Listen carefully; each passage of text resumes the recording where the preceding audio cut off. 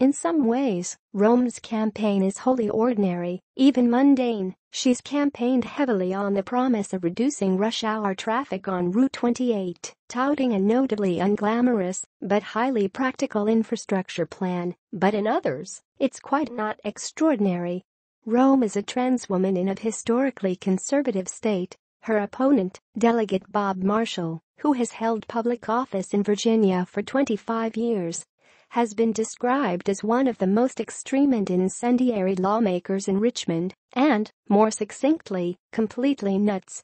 In 2006, he authored an amendment that would constitutionally ban gay marriage in the state, and in recent years, he's attacked trans youth directly, introducing legislation that would ban students from using the bathroom that corresponds to their gender identity and require school administrators to out trans kids to their parents.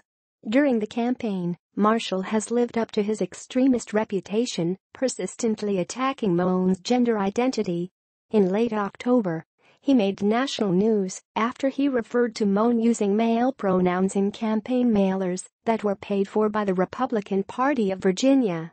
The flyers included a section called Danica Roem in his own words, according to the Washington Post, and claimed Danica Roem, born male, has made a campaign issue out of transitioning to female. A day after news of the mailers broke, Marshall told Breitbart that Danica is a guy who thinks he's a girl who wears a dress. Marshall has not responded to Broadly's request for comment. Roem isn't phased. I've been talking about the highway for 10 months, and what's Delegate Marshall hitting me on? My gender, she said dismissively. He can't beat me on the issues. We know that. I mean, that's just a fact. When your own party kills 27 of your 30 bills a year, and 68 out of 71 bills die in a 2-year period since your last re-election, then you don't have a record to run on. That means that you resort to trash talk. She pointed to a recent article in the local newspaper, in which she'd outlined at length her plan for improving Route 28.